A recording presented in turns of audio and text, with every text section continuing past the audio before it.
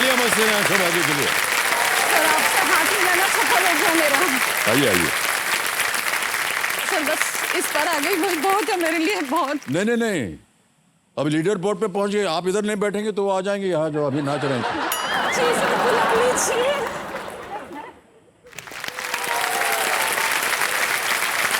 बहुत बहुत बधाई आपको, बहुत बहुत बधाई आपको। चलिए कोई बात नहीं।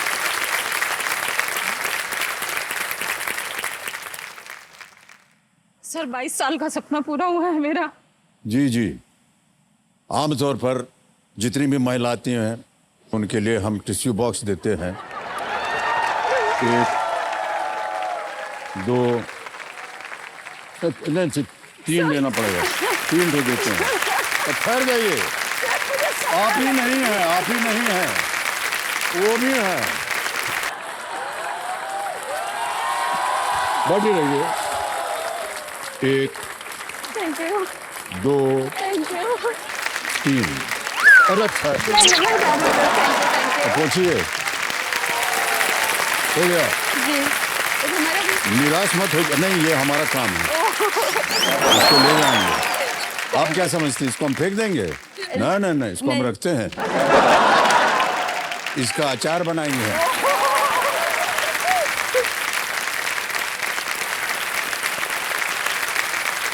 सर मैं रखूंगी। नहीं नहीं नहीं, कहाँ रखेंगे हम?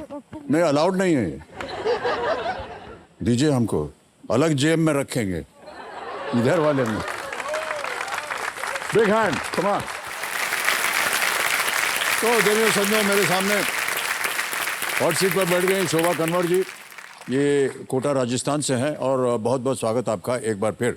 सबसे पहले ये बताइए कौन है आपके साथ कंपेनियन के रूप में? सर मेरे पतिदेव हैं। पतिदेव जी, प्रणाम करता हूँ आपको। भाई साहब आपका शुभ नाम?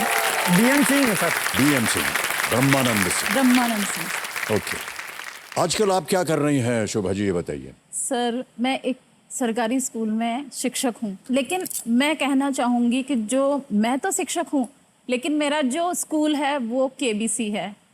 ओह ऐसा। और मैं वो शिक्षिका हूँ या मैं वो शिष्य हूँ जिसने KBC से सब कुछ सीखा है। क्योंकि मेरी ये जो नौकरी है वो सिर्फ और सिर्फ KBC की वजह से लगी है। तो आप मेरे द्रोणाचार्य हैं और मैं एकलव्य हूँ सर। हे भगवान। सर ये गलत नहीं है। आज द्रोणाचार्य ये हैं, ये सब शिक्षा देते हैं, ज्ञान देते हैं। सर जितना भी मैंने ज्ञान लिया जिसकी वजह से मेरी जॉब लगी वो KBC ही था उसका कारण। मैंने कोई पढ़ाई नहीं की। हाँ तो बिल्कुल भी। KBC को बोलिए ना, हमको क्यों बोल रही हैं? तो सर माध्यम तो आप है ना सर। नहीं नहीं, पहले ये बताइए, जी, सुनिए जी, जी। कि आप ये जो शिक्षा प्रदान करती हैं, जी। आपने कहा कि सरकारी एक माध्यम है, स्कूल है, उसमें आप शिक्षा प्रदान करती हैं। कहाँ पर है ये? सर ये है बूंदी जिले में। जितने लोग यहाँ काम करते हैं ना और जिनकी वजह से आपको ज्ञान प्राप्त हुआ है, उन्होंने मिल करके आपके ऊपर एक वीडियो बनाया है। जी सर। हम चाहते हैं कि हमारी जनता उस वीडियो को देखे अभी। Can we see the video please? कहते ना घर से मस्जिद है बहुत दूर, क्यों ना कुछ ऐसा किया जाए किसी रोते हुए बच्चे को हंसाया जाए। बस मैं उसी सिद्धांत पे चल रही हूँ। और जब इन बच्चों की जो हंसी देखती हूँ ना, मुझे सब कुछ मिल जाता है, कुछ नहीं चाहिए मुझे। मूलतः तो इनका जो है ना बच्चों से जो लगाव है बहुत ही सराहनीय है वास्तव में। शोभा मैम से मैं बहुत प्यार करती हूँ। उन्होंने मेरे को बेटी बना रखी हूँ। मैम भी बोल देते हैं, कभी कभी मैम हमें पढ़ाती ना तब मम्मी भी बोल देते।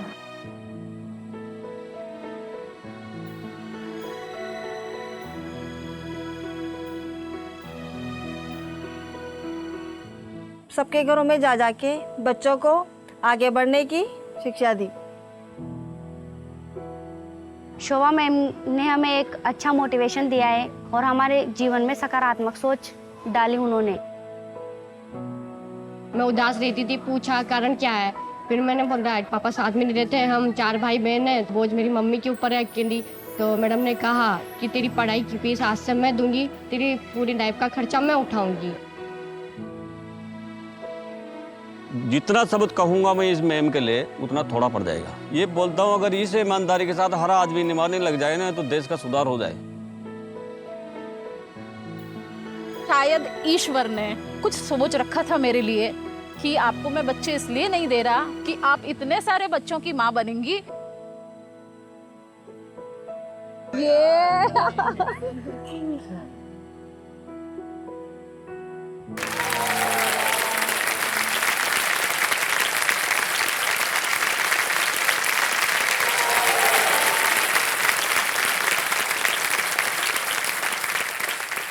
देखिए सचमुच दुनिया में भगवान के बाद दो लोगों को भगवान का दर्जा दिया जाता है, गुरु और माँ।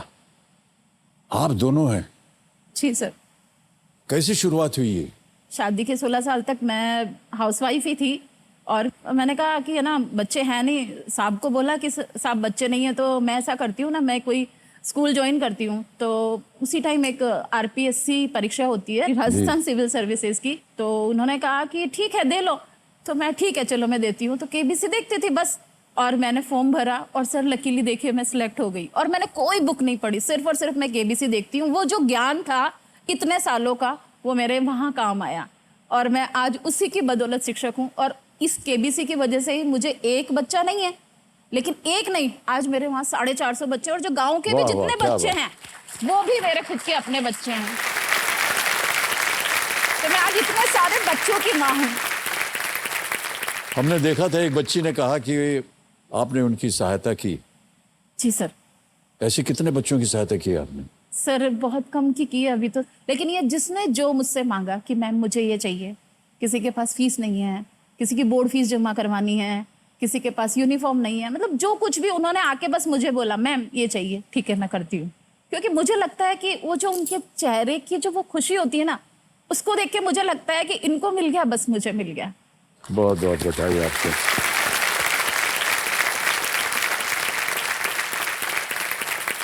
और ये जो बच्ची आपने देखी ना अंजलि, जिसका लिखा हुआ था छोटी सी, इसको सर मैंने अभी ये 6 में है, तो मैंने इसको 4 साल पहले गोद लिया था।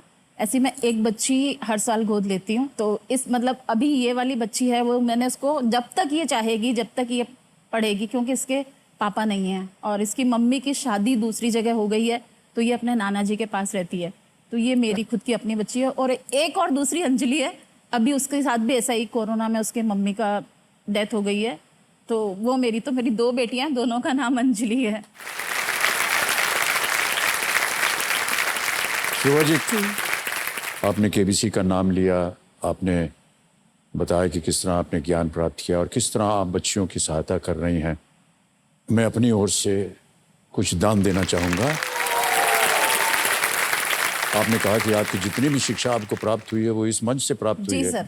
तो मैंने इसलिए कहा ना, मैंने उसके आज कह बाद दिया। ही मैंने आमतौर खुद ने पर मैं पढ़ाई इस शुरू तरह की की। बातें सार्वजनिक रूप से बोलता नहीं हूँ, लेकिन आज मुझे आपने बिल्कुल मजबूर कर दिया है इतने पर, और ये मेरे लिए बड़े गर्व की बात है। सर अगर इसमें एक भी बच्ची उससे आगे जा करके जी। शिक्षित हो जाए, पहला पड़ाव पार हो गया, दूसरा पड़ाव पार हो गया। लंदन जो समर ओलंपिक्स है, इसके बारे में फिर एक थोड़ी सी जी, व्यक्तिगत जी। बात बोल दो बताइए। कि जो पिछला लंदन ओलंपिक्स हुआ था उसमें मान्यवर को टॉर्च उठाने का सौभाग्य मिला क्या था। बात है, वाह। लेकर दौड़े थे हम थोड़ी दूर, और लंदन में ही दौड़े थे उसको लेकर। वो जो टॉर्च है ना, जिसको वो फिर वो दे देते हैं जो जो मशाल, भागते हैं हाँ, उसके मशाल, साथ, हाँ। उसको उपहार के तौर पे दे। तो हमको भी मिली हुई है, वाह। तो हम वो टॉर्च हमारे पास है।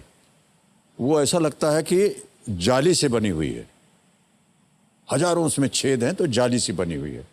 बाद में हमने पता किया जितने उसमें छेद बने हुए हैं जाली की तरह, वो सब उतने शहर हैं जहां से ये टॉर्च गुजरी गुजरी है। है।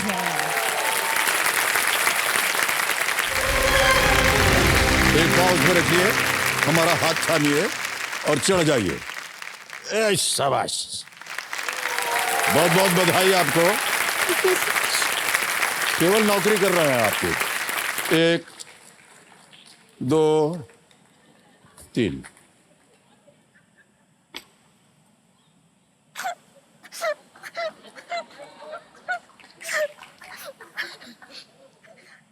अच्छा शांत हो जाए ना तो 3 और दे देंगे आपको, ठीक है? हमको देख के इतना रोने की जरूरत नहीं है देवी जी, ऐसी क्या बात है? अच्छे खासे तो हम लग रहे हैं आपके सामने। बहुत सुंदर लग अच्छा अच्छा, तो फिर क्यों ऐसे हंसिए? पानी पीजिएगा, ये हमको दे दीजिए। Thank you sir. ले लीजिए पानी।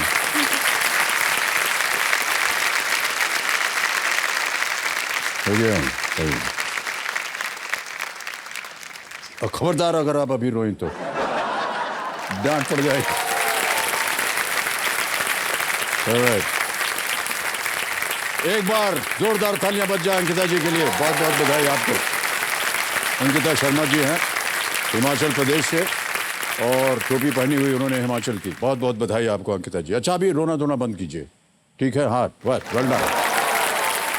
सर एक बात है सर, जी हम सभी ये जानते हैं कि हमारे मम्मा पापा की पैरों में जन्नत होती है। तो मैंने ये कभी जिंदगी में सोचा था कि अगर मैं कभी भी जिंदगी में सक्सेसफुल होंगी तो मैं सबसे पहले अपने मम्मा पापा के चरण स्पर्श करना चाहूंगी। जी जी, आज्ञा है आपको। Thank you.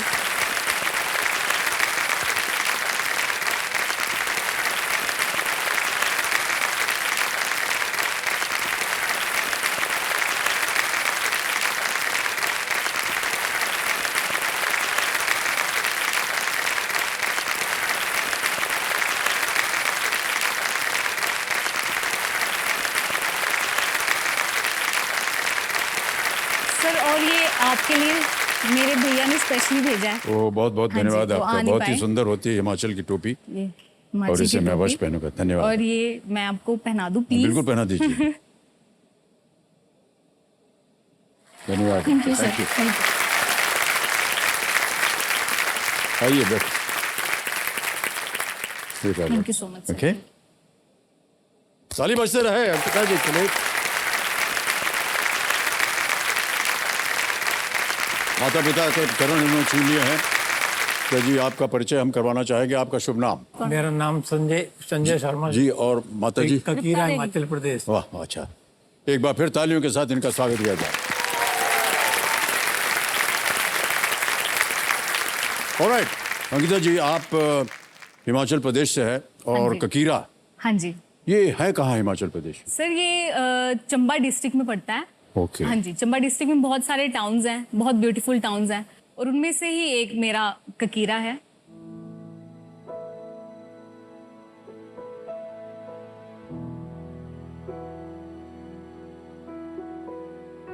चंबा एक बहुत ही सुंदर सी जगह है, बहुत पुरानी डायनेस्टी है ये। यहाँ पे बहुत ही अनप्रेडिक्टेबल मौसम होता है, एक सेकंड में आने वाली और एक सेकंड में चली जाने वाली धुंध। आपको सब कुछ नजर आ रहा होगा और एकदम से आपके आंखों के सामने से सब कुछ ओझल हो जाएगा। सबसे खूबसूरत होता है यहाँ की बरसात, एकदम से सब कुछ ही नया हो जाता है। वही पहाड़ आपको पतझड़ के मौसम में ब्राउन नजर आएंगे और वो एकदम से हरे हो जाते हैं।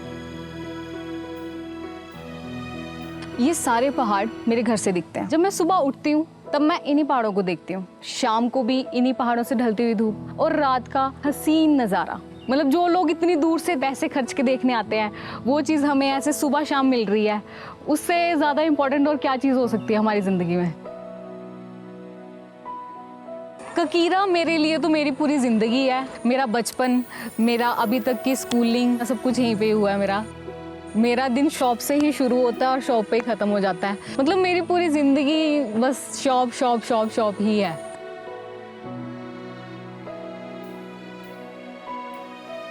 पहाड़ों में हमेशा लोगों में कनेक्टिविटी होती है। मेट्रो सिटीज़ में ये होता है कि आप मतलब बेशक आप एक बिल्डिंग में रह रहे होंगे पर आपको यही नहीं पता होगा कि उस बिल्डिंग में है कौन है। पहाड़ों में और मेट्रो सिटीज़ में सबसे बड़ा फ़र्क तो यही है कि यहाँ की सुंदरता और यहाँ की शांति। पहाड़ हमें मुश्किल से मुश्किल सिचुएशन में भी कैसे खड़े रहना है वो सिखाते हैं। जैसे कि इतनी आंधी आती है, इतने तूफान आते हैं, इतने कभी बादल फट रहा है, कभी कुछ हो रहा है, फिर भी पहाड़ जो है वो बिल्कुल स्टिल के स्टिल रहते हैं। वो हमें सबसे बड़ी प्रेरणा मिलती है इन माउंटेन से ही कि कैसे आपको अपनी ज़िंदगी को एक स्थिर रखना है, मुश्किलों में ज़्यादा घबराना नहीं है।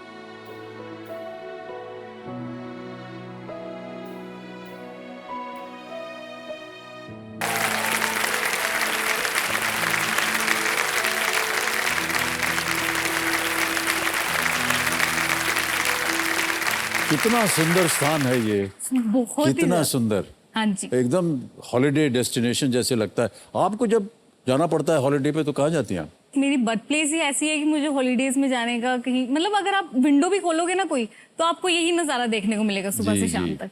हाँ जी। बहुत ही सुंदर जगह है, बहुत बहुत बधाई आपको। आप आए हो कभी सर? हाँ, वहाँ उतनी दूर तो नहीं गया हूँ मैं, सर प्लीज आइएगा। अवसर मिला तो अवश्य आऊंगा। हाँ जी।